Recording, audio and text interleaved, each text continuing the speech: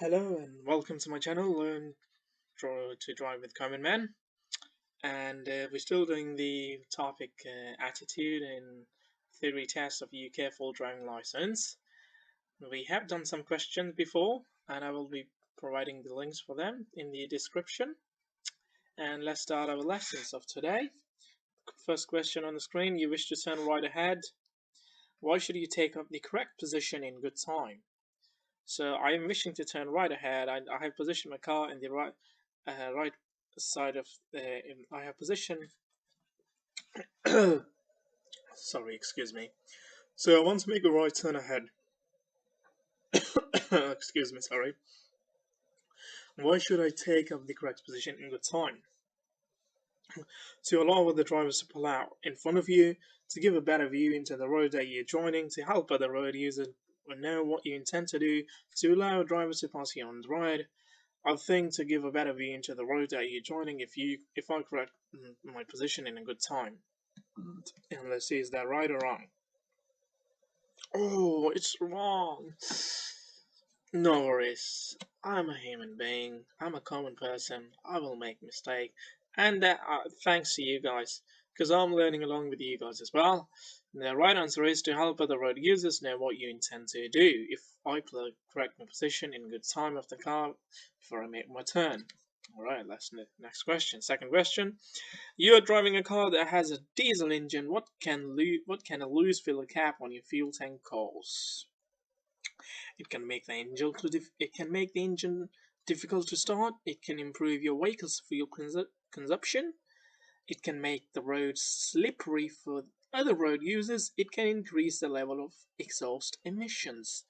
I think if I leave my filler cap open, it will make the oil to leak or the diesel to leak, and it can make the road slippery for other road users.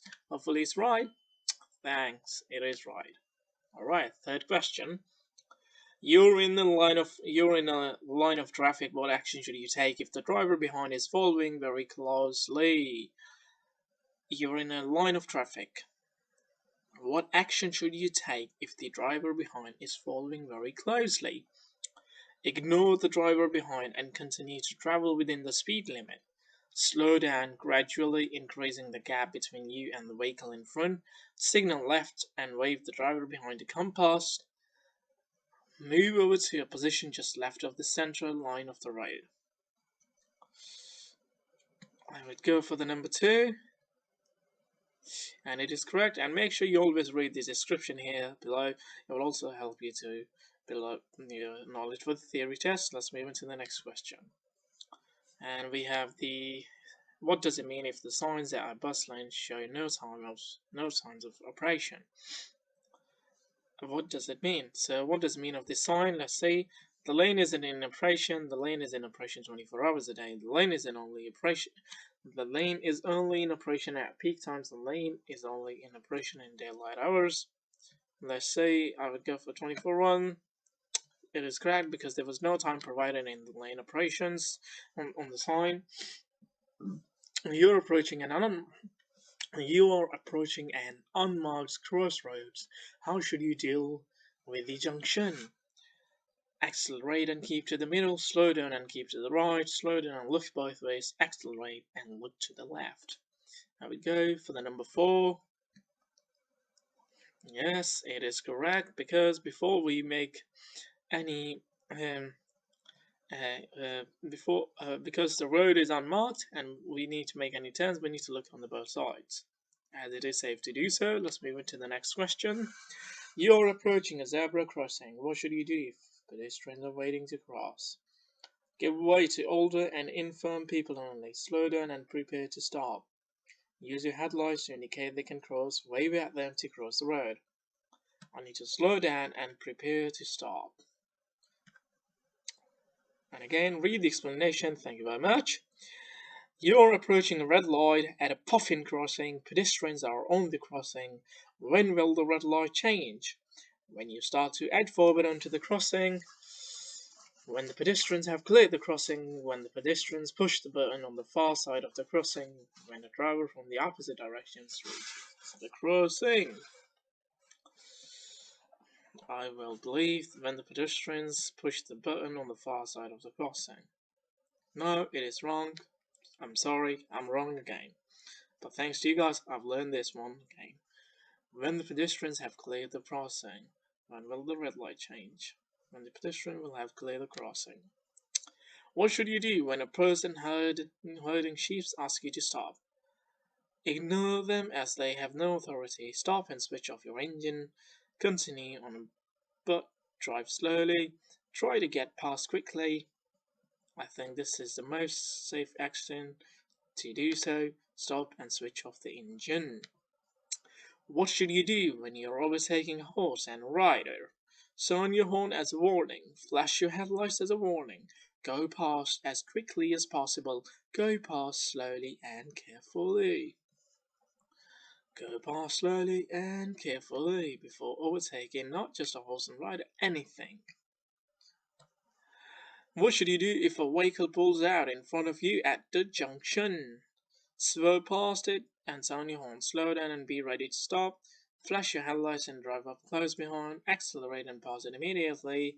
As always, slow down and be ready to stop on junctions, and it is the most safe action to do so. Read the explanation as well, please. Which vehicle will use the blue flashing beacon? Motorway maintenance, snow flow, bomb disposal, breakdown recovery. I believe breakdown. Honestly, for this question, I'm just guessing. I don't know. Oh, it's the bomb disposal.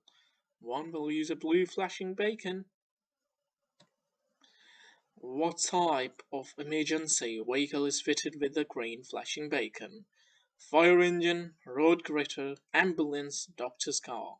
Now this one, that the ones was before was blue, and in this question we've been asked about the green.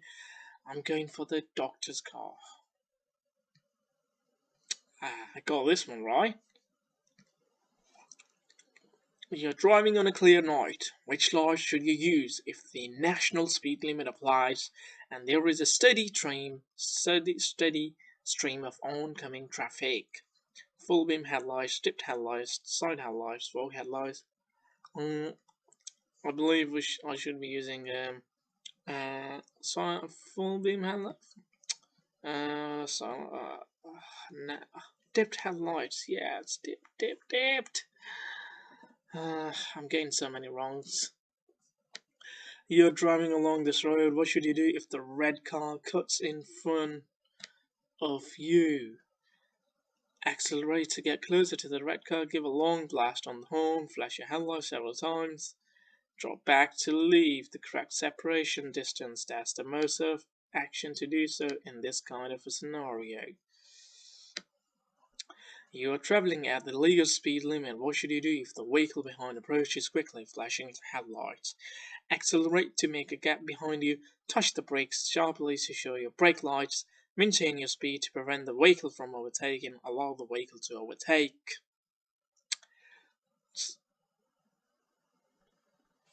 I would say accelerate to make a gap behind you. Touch the brakes. Allow the vehicle to overtake. Yes, that is right. And I think that is the end of the lesson of today. Thank you very much for listening and watching my videos.